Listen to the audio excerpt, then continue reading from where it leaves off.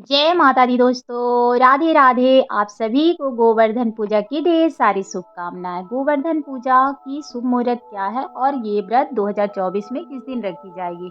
तो 2 नवंबर को सुबह 6:34 से आरंभ होकर 8:46 तक ये लगन रहेगी, जिसमें आप गोवर्धन पूजा कर सकते हैं। रात्रि में भी आप 2 नवंबर को 3:22 से लेकर शाम 5:34 तक आप गोवर्धन पूजा कर सकते हैं। इसका शुभ मुहूर्त है। तो गोवर्धन पूजा क्यों मनाई जाती है, इसके पीछे एक पौराणिक कथा है। अगर आप गोवर्धन पूजा विधिवत करते हैं तो व्रत की कथा आपको ज़रूर सुननी चाहिए, जिससे पुण्य फल की प्राप्ति होती है। तो आइए जानते हैं व्रत की कथा। तो हमारे हिंदू धर्म में गोवर्धन पूजा का विशेष महत्व है। इस दिन विशेष रूप से भगवान गिरिराज जी की पूजा अर्चना की जाती है। अब ऐसे में इस दिन व्रत कथा पढ़ने का विशेष महत्व है, इसलिए हर मनुष्य व्रत के साथ साथ कथा जरूर सुनते हैं। तो इस कथा के पीछे भी एक पौराणिक कथा है। तो आइए जानते हैं। त्योहार का विशेष महत्व दीपावली के दूसरे दिन ये गोवर्धन पूजा मनाई जाती है, जो कि दिवाली 5 दिवसीय होती है। उसमें भाई दूज तक दिवाली का पर्व चलता है। धनतेरस से लेकर भाई दूज तक 5 दिवसीय होता है। उसी में गोवर्धन पूजा भाई दूज भी आता है। तो आइए इसका कथा हम आरंभ करते हैं।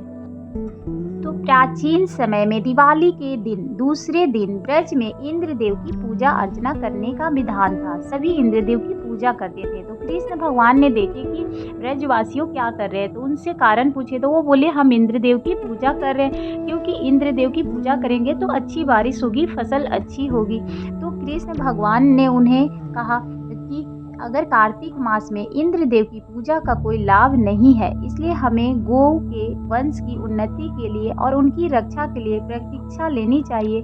इस दिन हमें पौधे लगाकर वन महोत्सव भी मनाना चाहिए। इसके अलावा हमें गोबर की भी पूजा करनी चाहिए। इस दिन गोबर से बनी चीज़ों को नहीं जलानी चाहिए, उनकी विधिवत पूजा करनी चाहिए। भगवान श्री कृष्ण के इस उपदेश को देने के बाद ब्रजवासियों ने जैसे ही गोबर वन और गौ माता की पूजा करनी आरंभ की, तभी इंद्रदेव बेहद क्रोधित हुए और उन्होंने भारी बारिश करवा दी। तब ब्रज में बाढ़ की समस्या आ गई। तभी भगवान श्री कृष्ण ने गोवर्धन पर्वत को अपनी छोटी उंगली पर उठाकर ब्रज को बचा लिया और इससे इंद्रदेव लज्जित हुए और उसके बाद उन्होंने भगवान श्री कृष्ण और ब्रजवासियों से क्षमा मांगी और बारिश बंद कर दी।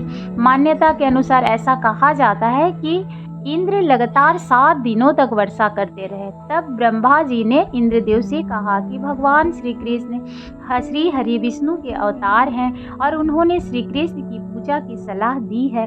ब्रह्मा जी की बात सुनकर इंद्रदेव ने श्री कृष्ण से माफ़ी मांगी और उनकी पूजा अर्चना करके अन्नकूट का 56 तरह का भोग लगवाया। तभी से गोवर्धन पूजा की जाने लगी और भगवान श्री कृष्ण को 56 प्रकार के भोग चढ़ाए जाने लगे। तो इसीलिए गोवर्धन पूजा के दिन गोवर्धन पर्वत की पूजा के साथ साथ गौ माता की भी पूजा होती है और कृष्ण भगवान की भी प्रतिमा की पूजा विधिवत की जाती है। तो गोवर्धन पूजा का व्रत पूरे विधि और भाव से मनानी चाहिए। आपको अगर मेरी जानकारी अच्छी लगी तो एक लाइक एंड सब्सक्राइब जरूर करिएगा। धन्यवाद।